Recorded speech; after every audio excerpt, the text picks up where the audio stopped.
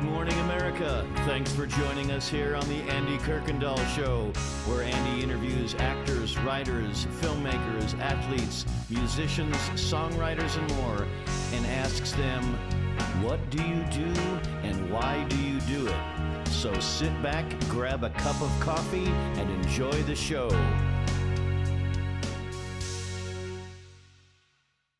Good morning and welcome to Morning Moments Message. This week's message is entitled, Jesus Hears the Sound of Two Mites in a Horn. Hopefully it's an intriguing title, and I'll tell you why I titled it as the reason I did. But let me give you a little background of why I wanted to share the story of the two mites today. It's the story of the widow with the two mites is a story that's been told over and over again, and it has to do with giving. And before we get into the biblical story of it, I do want to show you a gift that some close friends of ours gave us from Jerusalem, and they gave us actually and I have a certificate of authenticity here, a actual widow's mite. And this small bronze coin was made famous in the Jesus parable of the widow's offering in Luke 21 and also Mark 12, and I'll be reading Luke 21 in just a little bit. In this story, the widow gives an offering of two small coins worth only a fraction of a penny. Yet Jesus values her offerings, giving to all others because she gave everything she had. So I got this certificate of authenticity that this was a mite, the widow's mite, and I just wanted to share it with you. And let me get it out of the container and show it to you. There it is right there. And what I've also done, let me kind of get it close to the camera. I also got a regular penny here too. So there's the mite, and there's the size of the compared to our smallest coin, the penny. So that is the widow's mite. Let me see if I could kind of give it a better. There's a print there of it. Small little coin, not much. They were produced for years and years, and I'm just honored and privileged to have one of my collections. You know, I like collecting stuff, so I have a very, very old coin there, and this is considered to be between 95 and 76 BC. So it's a pretty cool. Well, let's talk about the widow's mite. The scriptures that I want to share with you about this message is found in Luke 21 and verses 1 through 4. And so let me read those scriptures to you, and then I'll break it down and share a little message I have today to talk about this. And he looked up and saw the rich putting his gifts into the treasury. And he saw also a certain poor widow putting in two mites, that little coin that I just showed you. So he said, truly I say to you that the poor widow has given more than all, for all these out of their abundance have given their offering for God, but she out of her poverty put it all in the livelihood that she had. Stumbled through that one, didn't I? So the scriptures talk about these rich dudes giving out of their abundance. And the reason I said Jesus hears the sound of two mites in a horn, church history says that, and Jewish history says that there are some that believe that the temple's offering plate was like a horn or metal of some sort. And it was said that when the very wealthy would be giving their money, they would stand around and show off, and they would just kind of throw their coins in, and not these little mites, these big coins, to make a big sound when it hit the offering or the horn, as it came into the offering container or offering plate, as we would think of it today. They want to make it sound, like, make it rain cash. We want to make it sound like those coin counting machines in the supermarket where you just pour your money in. Everybody really stops because, man, they have a lot of coins there. And so Jesus was observing these. So let's kind of break down what happened here in these few verses. And I'm not gonna spend a lot of time with it, but I just want to break down.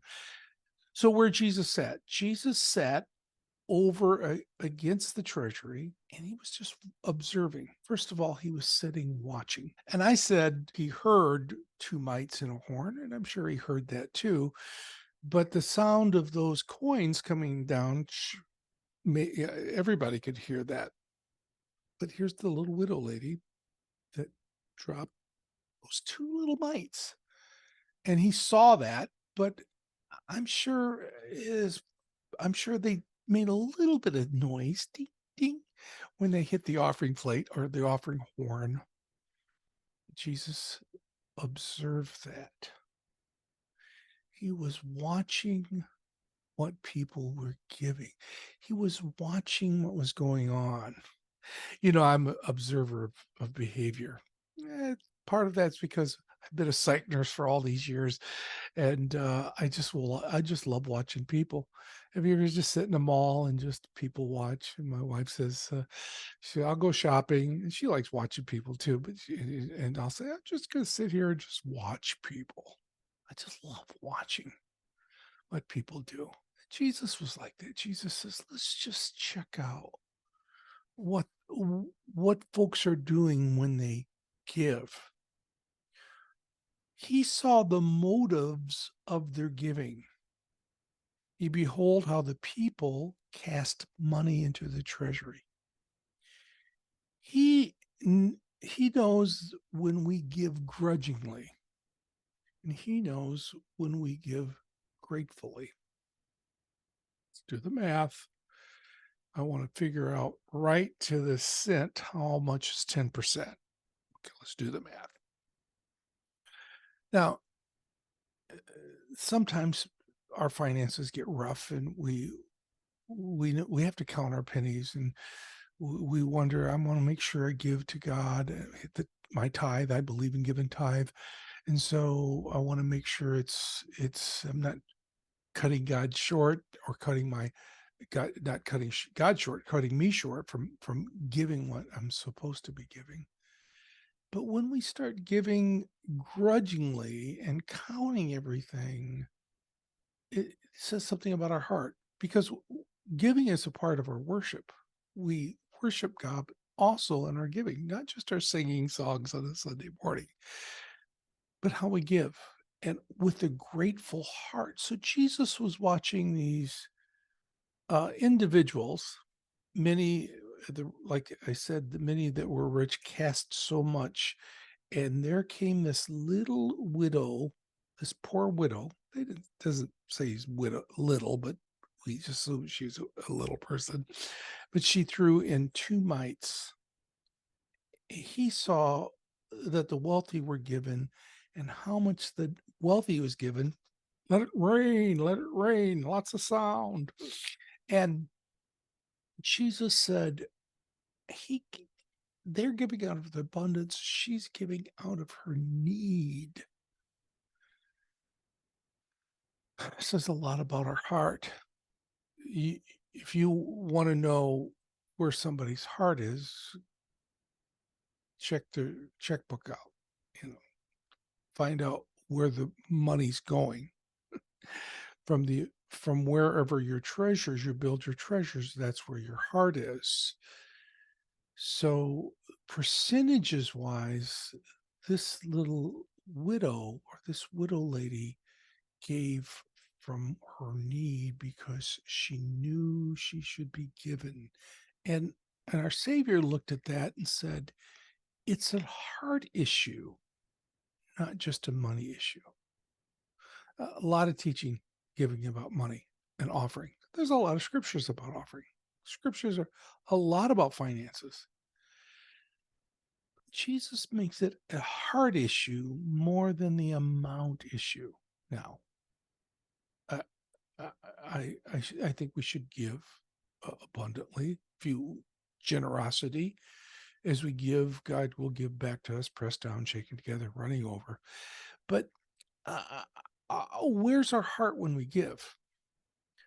What lessons can we learn from the little lady that just brought a couple little ding dings to the offering plate?